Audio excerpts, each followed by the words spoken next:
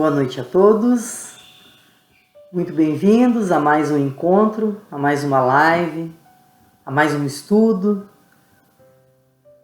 aqui do Centro Espírita Luz e Verdade, no nosso canal do YouTube. E eu estou aqui hoje com a missão de trazer um novo capítulo do livro Pão Nosso, uma reflexão sobre o capítulo 161. É um estudo do livro que nós já estamos fazendo há algum tempo, né? E a mensagem de hoje traz um tema muito bonito e associado ao nosso querido Jesus Cristo, que em breve estará fazendo mais um aniversário para nós aqui da Terra, né? Natal se aproximando e os nossos corações ficam felizes. Algumas pessoas gostam mais dessa época, outras nem tanto. Cada um de nós, né, tem as suas particularidades, mas é um momento de união em família, um momento de reflexão, de lembrar o verdadeiro significado dessa época, a verdadeira importância que esse nosso mestre nos trouxe, né? E antes de iniciar a nossa lição do livro Pão Nosso, vamos fazer uma breve oração, fechando os nossos olhos, acalmando os nossos corações, agradecendo a Deus por mais esse dia, por mais esse encontro de hoje. Agradecer pelo despertar que tivemos para a doutrina espírita, pelos nossos benfeitores espirituais que sempre estão presentes, protegendo a nossa vida, dando a direção para o nosso caminho. Muitas vezes nós não conseguimos aproveitar bem esses sinais, mas através da prece, através dos nossos pensamentos elevados, aos poucos nós iremos conquistar esse bem que nos foi trazido, que nos é trazido diariamente através do nosso Pai querido.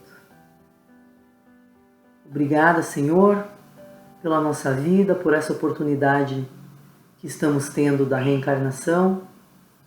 Obrigada pelos nossos familiares, pelos nossos amigos, pelos nossos sentimentos, por tudo aquilo que temos e necessitamos aqui no mundo material.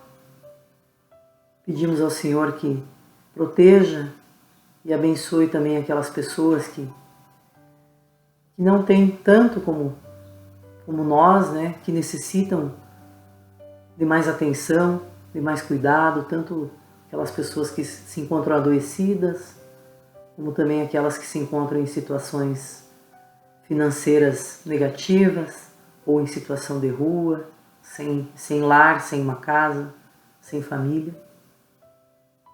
Que o Senhor possa olhar com todo o seu cuidado, com todo o seu carinho, como sempre tem feito pela eternidade. Muito obrigada por mais esse momento, muito obrigada por tudo e por todos. Que assim seja. Então o livro Pão Nosso de hoje nos traz um capítulo bem curtinho de Emmanuel. Por isso eu resolvi que eu vou ler primeiro o capítulo e depois a gente vai comentar um pouquinho aqui. Também numa leitura, né? Que eu ainda não tenho essa facilidade de falar sobre o tema. Aí eu preparo sempre um texto com comentários e vou lendo aqui, tentando falar da minha forma. E Emmanuel sempre começa o capítulo com um versículo. Antes do versículo, claro, né? Temos o título, que é Vós, que dizeis? E esse título veio a partir da pergunta que está no versículo 9, no versículo 20 do capítulo 9 de Lucas, que é assim: E perguntou-lhes, e vós, quem dizeis que eu sou?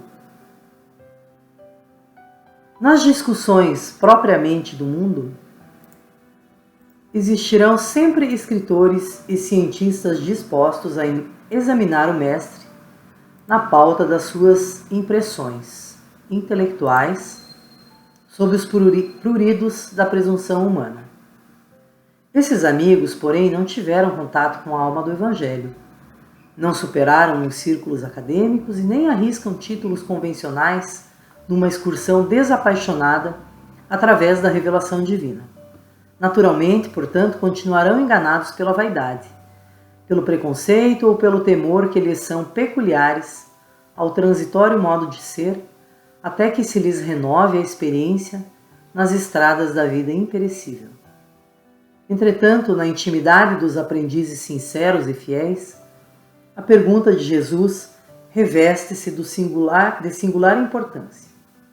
Cada um de nós deve possuir opiniões próprias, relativamente à sabedoria e à misericórdia com que temos sido agraciados. Palestras vãs acerca do Cristo quadram bem apenas a espíritos desarvorados no caminho da vida. A nós outros, porém, compete o testemunho da intimidade com o Senhor, porque somos usufrutuários diretos de sua infinita bondade.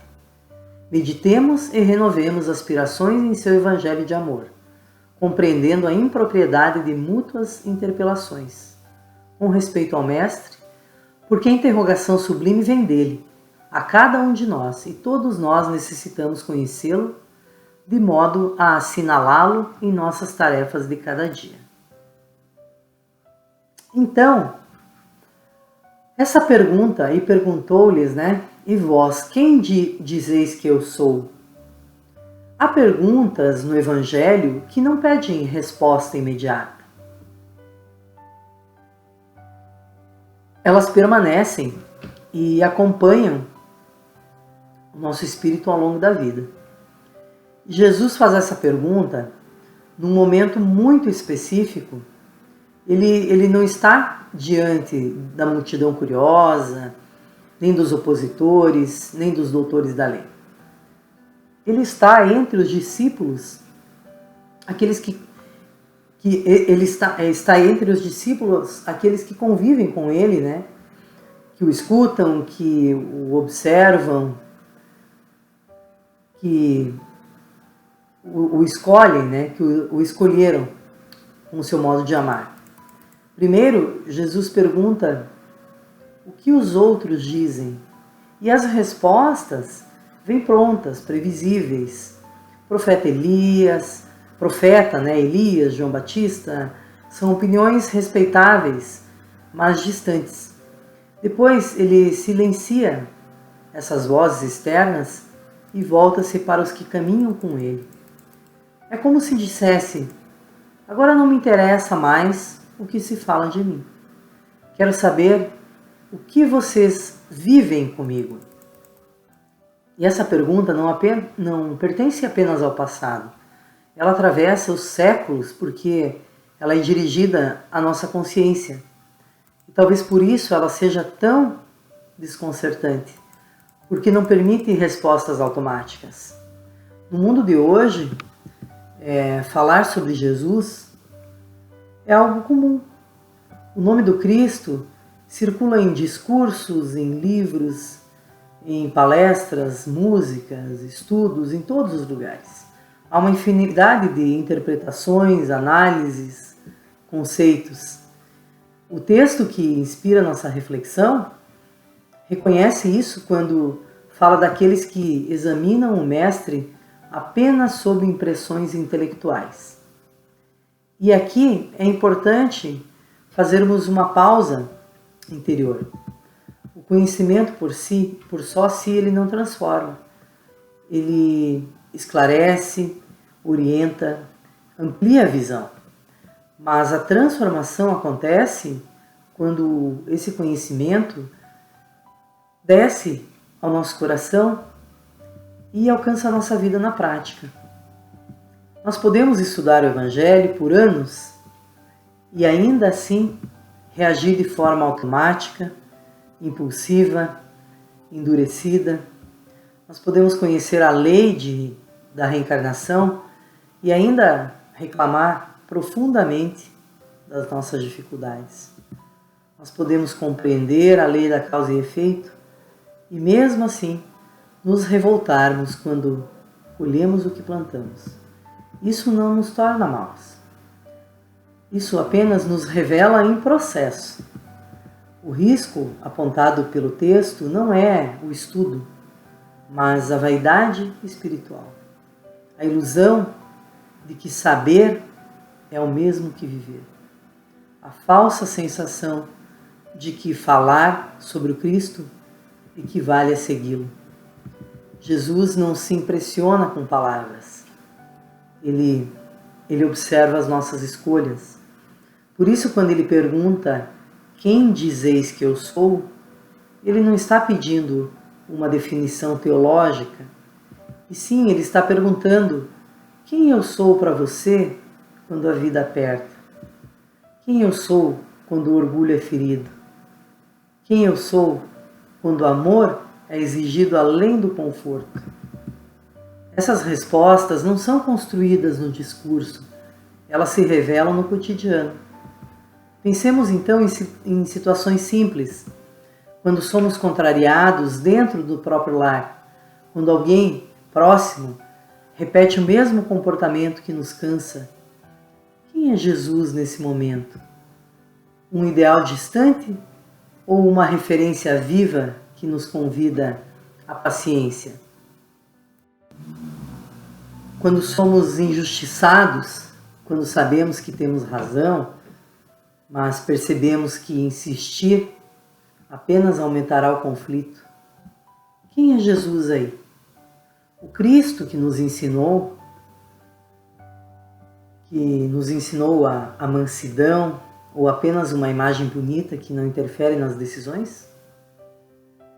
O texto afirma que somos usufrutuários diretos da infinita bondade do nosso Cristo. Isso é profundo. Significa que não somos apenas admiradores de sua mensagem. Nós somos beneficiários constantes das suas lições, oportunidades e convites. Cada dificuldade que enfrentamos é também um chamado à vivência do Evangelho. Cada relação difícil é um campo de aprendizado. Cada desafio moral é uma resposta possível à pergunta do Mestre.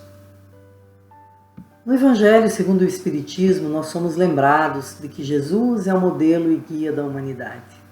Modelo não é alguém que contemplamos de longe. Guia não aponta o caminho sem caminhar conosco. Seguir Jesus não é repetir palavras, e sim ajustar as nossas atitudes. Seguir Jesus não é viver sem falhas, é reconhecer as próprias limitações. Ainda assim, esforçar-se para melhorar. Emmanuel nos ensina, em diversas passagens, que o cristão verdadeiro não é o que se destaca pela aparência da virtude, mas aquele que luta silenciosamente contra as próprias imperfeições. E essa luta é íntima, é invisível, é diária.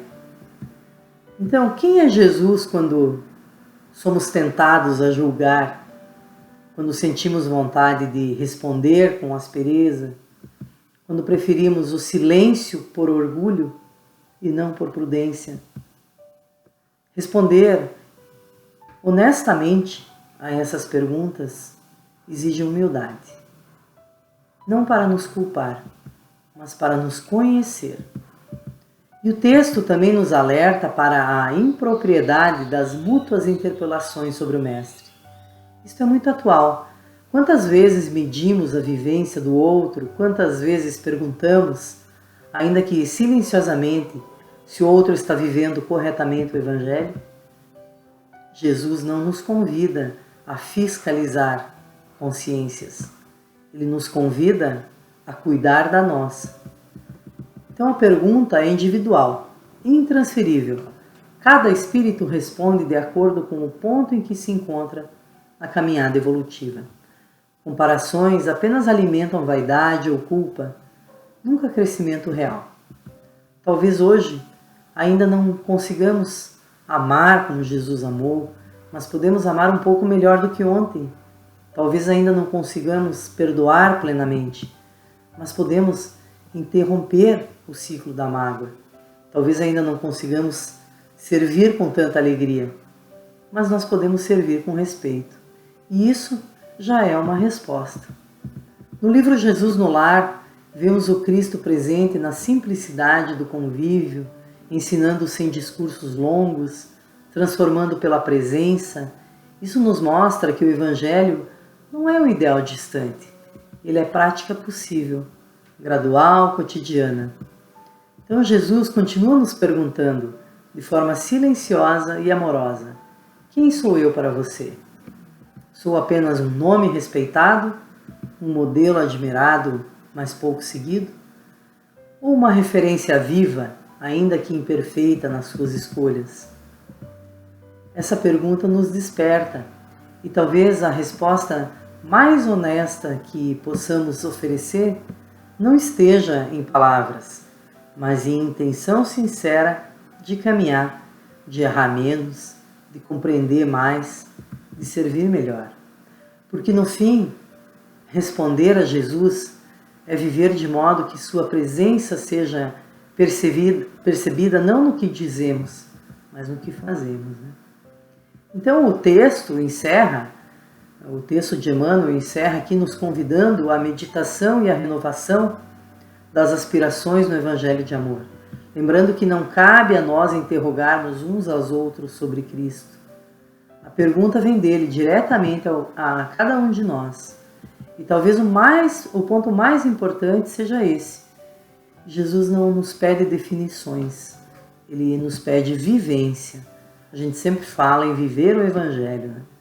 Ele não nos pede discursos, ele nos pede transformação. Então conhecê-lo é reconhecê-lo nas tarefas simples do dia a dia, no trabalho, na família, nas dificuldades, nas relações humanas. E no fim a resposta à pergunta quem dizeis que eu sou, não será dada em palavras, mas na forma como nós vivemos, né? Tem um exemplo de Mahatma Gandhi, ele admirava profundamente, né, os ensinamentos de Jesus Cristo, especialmente a não violência e o amor ao próximo, né? Mas ele criticava duramente os cristãos por suas ações e incoerência com esses princípios, afirmando que ele afirmava, né, gosto de Cristo, mas eu não gosto dos cristãos, porque eles não vivem os ensinamentos de seu próprio mestre. Com uma notória experiência de discriminação em uma igreja na África do Sul, reforçando a sua visão negativa sobre a prática cristã da época. Então ele acreditava que os cristãos falhavam em encarnar o amor e a humildade de Cristo, sendo muitas vezes, né, intolerantes e preconceituosos, e que se os cristãos fossem como Cristo, eles se tornariam cristãos, né? Então eu acho que tem tudo a ver com a mensagem de hoje, né? Quem nós achamos que é Cristo? É aquele que a gente lê nos livros, que os cientistas falam, que os teólogos falam, mas sem viver o Evangelho? Ou é aquele que nos acompanha na nossa vivência, que nós realmente temos como exemplo e tentamos viver uma vida como ele viveu, né? Pelo menos tentamos seguir os seus passos, vivendo mesmo os seus ensinamentos, né? E interessante que hoje peguei um livro aqui, Palavras de Vida Eterna, que eu ganhei, inclusive eu estava vendo aqui na página inicial, do nosso querido José Veríssimo, no ano de 2014. Eu abri aleatoriamente, podem acreditar, foi aleatoriamente, e o textinho que tem aqui a lição, né, digamos assim, o texto é pequeno, mas a lição da página 83 tem tudo a ver com o que a gente conversou nessa exposição de hoje. E eu vou pedir licença para tomar mais um pouquinho do tempo de vocês para ler esse pequeno texto aqui. E o título é Presença Divina. E, Eis que estou convosco até o fim dos séculos. Isso Jesus falou e está em Mateus, no capítulo 28, versículo 20. E o texto diz assim. Então o título é Presença Divina.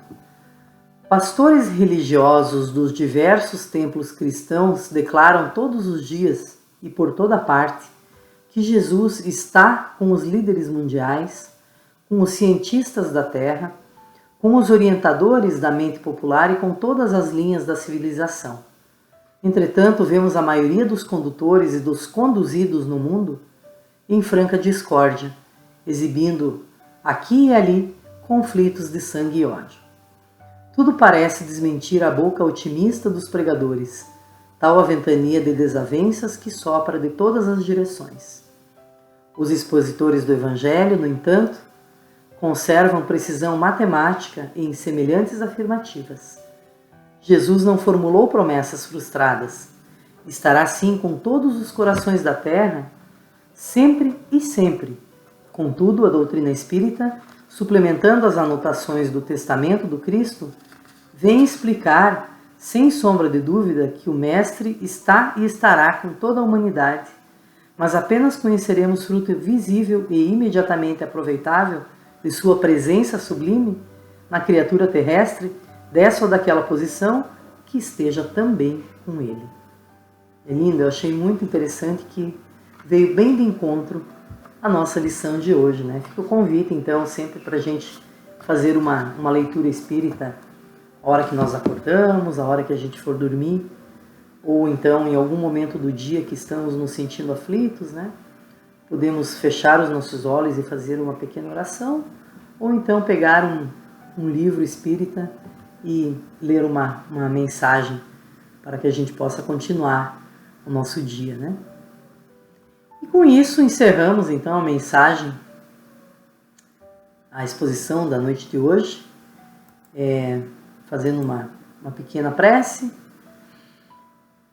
agradecendo ao nosso Pai pelos ensinamentos que nos ajudam a compreender melhor o caminho, que nós possamos reconhecer em cada prova uma oportunidade de crescer, aprender e reparar. Que não nos falte coragem para enfrentar as dificuldades e nem humildade para reconhecer os nossos erros. Ajuda-nos, ó Pai, a transformar a dor em aprendizado e o aprendizado em luz. Que a Tua paz nos acompanhe no esforço diário de sermos melhores que fomos ontem. E que nós possamos, passo a passo, contribuir para um mundo melhor, começando por nós mesmos. Que assim seja. Uma boa noite a todos e muito obrigada pela presença pela noite de hoje.